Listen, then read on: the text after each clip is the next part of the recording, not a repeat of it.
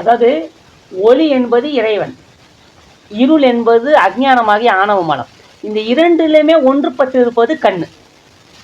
இப்போ நீங்கள் என்ன பார்க்குறீங்க, வெளிச்சத்தோட கண் வெளிச்சம். இப்போ நல்லா பாருங்கள், இந்த சின்ன விளக்கத்தை புரிஞ்சுட பாருங்க. இப்போ என்ன இது மூலியமாக இப்போ பார்த்துட்டு இருக்கிறீங்களா? இப்போ உங்கள் கண்ணை வச்சுன்னு என்னை பார்த்துட்டு இருக்கிறீங்க. எதனோட உதவினால? வெளிச்சத்தோட உதவினால. இப்போ அந்த வெளிச்சம் ஆஃப் பண்ணிட்டேன். இப்போ நான் தெரியவேனா? தெரிய மாட்டேன். ஆனால் கண் அங்கே தான் இருக்குது. இப்போ இருள் வயப்பட்டு இருளா கண் இருக்குது. அப்போ ஒளி வயப்பட்டு ஒளியா இருந்தது. ஒளி வயப்பட்ட உடனே நான் இப்போ ஐயா உட்காந்துக்கிறாரு, உங்க கண்ணுக்கு தெரிஞ்சது. இருள் வயமா இருக்கும்போது நான் கண்ணுக்கு தெரிஞ்சேனா? தெரியல. அப்போ இருள் நிலையிலே கண் அழுந்தி எதில் இருக்கக்கூடிய பிம்பத்தை அறியாத நிலை கேவல நிலை. ஒளியோட வெளிச்சத்திலே கண் இருந்து எதில் இருக்கக்கூடிய விடயங்களை அறிந்து கொள்வது ஞான நிலை. அப்ப கண்ணு ஒளியோடு கூடி விடயங்களை அறிவது இறைவனோட மெய்ஞானமாகிய இறைவன். அப்போ ஒளியாகியது இறைவன், இருளாகியது அஜ்ஞானம், கண் என்பது உயிர்.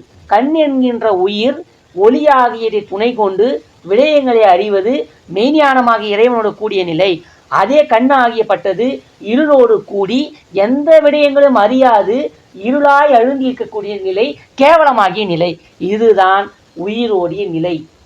விளக்கம் நன்றாக புரிந்திருக்கும் என்று நம்புகின்றேன்.